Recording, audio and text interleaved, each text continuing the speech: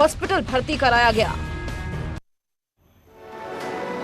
और एक बड़ी खबर की बात करते हैं। समाजवादी सियासत में दुर्योधन की एंट्री हो गई है। नाम लिए बिना ही अखिलेश ने चाचा पर निशाना साधा है। अखिलेश ने कहा है कि दुर्योधन ने क्या मांगा था। शिवपाल ने अखिलेश को कंस कहा था। इस पर अखिलेश यादव का पलटवार सामने आया है। उन्होंने चाचा शिवपाल का नाम तो नहीं लिया, लेकिन अब इसमें दुर्योधन की एंट्री हो गई है। अखिलेश यादव ने कहा कि दुर्योधन ने क्या मांगा था, ये कहते हुए बिना नाम लिए शिवपाल यादव पर उन्होंने निशाना साधा। दरअसल शिवपाल यादव ने आज प्रदेशवासियों को जन्माष्टमी की बधाई दी थी।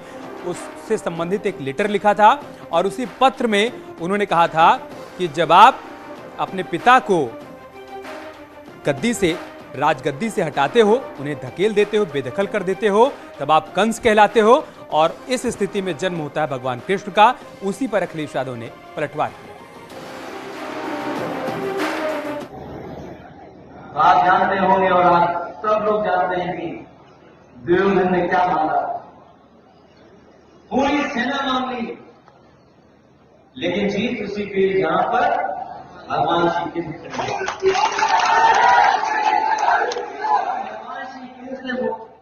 युद्ध, भगवान युद्ध का कई बार हुआ है। पहला युद्ध तो सब लोग जानते होंगे, और हमारे जय माधव वाले बताओ दूसरा युद्ध कब किया था भगवान श्री कृष्ण। पहला युद्ध को याद होगा, गणना होगी तो हम लोग नंबर 1 पे दिखाएंगे। और इसलिए जानबूझ करके हमारी आपकी जाति जनगणना नहीं हो रही, इसलिए बधाई देते हुए। और जिसमें आपने ये कहा है कि कंस अपने पिता को मारकर गद्दी पर देता है तो फिर भगवान जन्म लेते हैं, आपका इशारा किस तरफ था? देखिए जी, पुरानी जो कथाएं मैंने जो पढ़ी हैं उस पर हमने ये किया है। अब जो कोई सोचता है किस पर हाँ, वो तो अलग अलग सोच है। मैंने तो जो पुरानी कथाएं पढ़ी हैं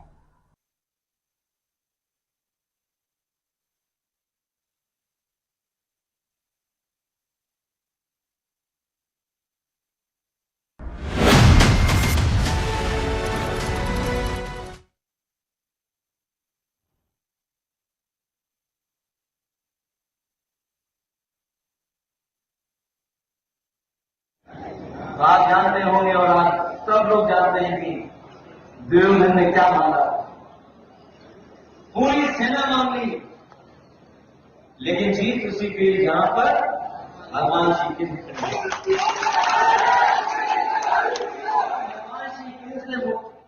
युद्ध, भगवान युद्ध का कई बार हुआ है। पहला युद्ध तो सब लोग जानते होंगे, और हमारे जय माधव वाले बताओ दूसरा युद्ध कब किया था भगवान श्री कृष्ण। पहला युद्ध को याद होगा, गणना होगी तो हम लोग नंबर 1 पे दिखाएंगे। और इसलिए जानबूझ करके हमारी आपकी जाति जनगणना नहीं हो रही, इसलिए बधाई देते हुए।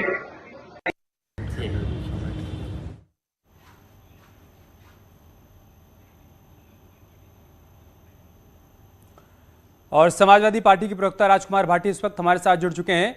राजकुमार जी, जिस तरीके के बयान सामने आ रहे हैं, इससे पहले शिवपाल यादव ने कहा, उन्होंने कंस का जिक्र किया, नाम तो नहीं लिया, लेकिन जिस तरीके से उन्होंने अपने चिट्ठी में कंस का जिक्र किया, कहा यही गया कि इशारों में उन्होंने अखिलेश यादव पर निशाना साधा है।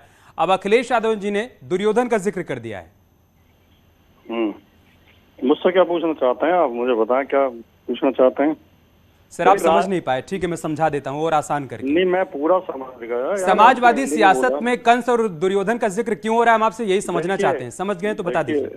देखिए, शिवपाल जी की अलग पार्टी है, वो अपनी पार्टी के नेता हैं। श्री अखिलेश यादव जी समाजवादी पार्टी के राष्ट्रीय अध्यक्ष हैं। पार्टियों में राजनीतिक बयानबाजी, कटाक्ष, व्यंग, विनोद चलता रहता है। अब ये तो आप अर्थ निकालो किसके लिए लगा है। बाकी हम इतना कह सकते हैं लोकतंत्र में सबको बोलने की आजादी है। जो भी आदरणीय शिवपाल जी ने कहा उनकी बात का भी सम्मान करते हैं, लेकिन राजनीतिक विषय है, चलता रहता है। कौन कौन मोदी जी के बारे में कोई क्या बोलता है, योगी जी के बारे में क्या बोलता है, ये सब राजनीति चलती रहती है। सही बात है, दोनों सही कह रहे हैं। ये तो आप तय करो नहीं, आप रिपोर्टर, आप एंकर हैं, ये तो आपके हाथ में पावर है कि आप तय करो। अरे सर, हम कैसे तय कर सकते हैं? आप समाजवादी पार्टी के नेता हैं, हम तो ये कह रहे हैं कि क्या दोनों सही कह रहे हैं क्या अपनी अपनी जगह पर? नहीं, मैं कैसे कह सकता हूँ दोनों सही कह रहे हैं? ये मेरा विषय थोड़ी है। तो दोनों या गलत मुझे कह रहे हैं। अधिकार थोड़ी है कि मैं ये तय करूं कि कौन सही कह रहा है कौन गलत कह रहा है। ठीक है, पीएसपीएल से अरविंद जी इस वक्त हमारे साथ जुड़ चुके हैं।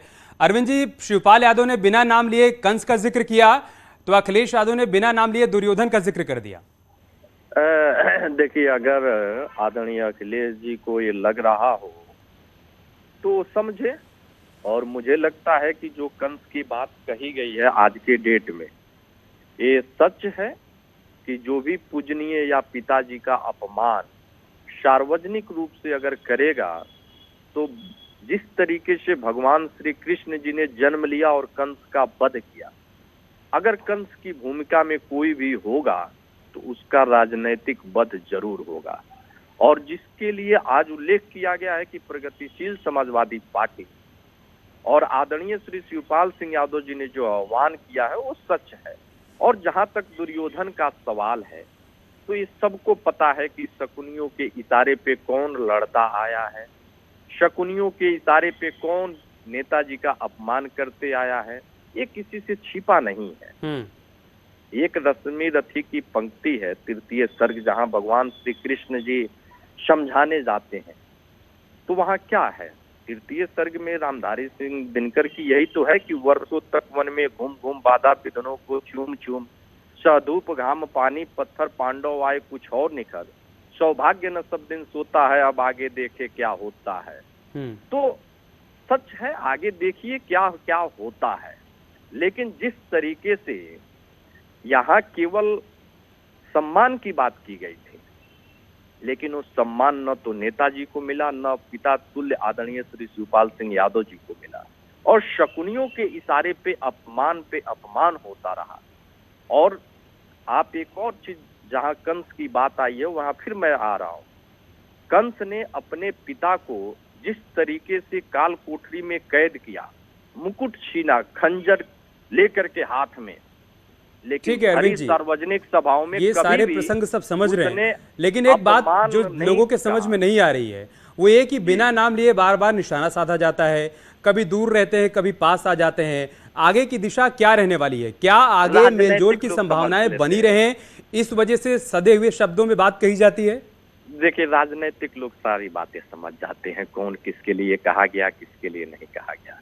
ना समझो को समझाया भी नहीं जा सकता, अनपढ़ों को नहीं समझाया जा सकता, जो लोग पढ़ते लिखते नहीं है, जिनको गीता का महाभारत का कुछ ज्ञान न, उनको नहीं समझाया जा सकता। राजनीतिक व्यक्ति तो सब समझता है किसके लिए कहा गया किसके लिए नहीं कहा गया। और अगर आज इस तरीके की बातें आई है भगवान श्री कृष्ण के जन्म के उपलक्ष्य में, तो राजनीतिक वध होगा। अगर कोई भी कंस की भूमिका में आएगा तो उसका राजनीतिक वध होगा, उसका सियासी वध होगा। ठीक है, बहुत शुक्रिया आपका हमारे साथ जुड़ने के लिए धन्यवाद और अपनी बात रखने के लिए।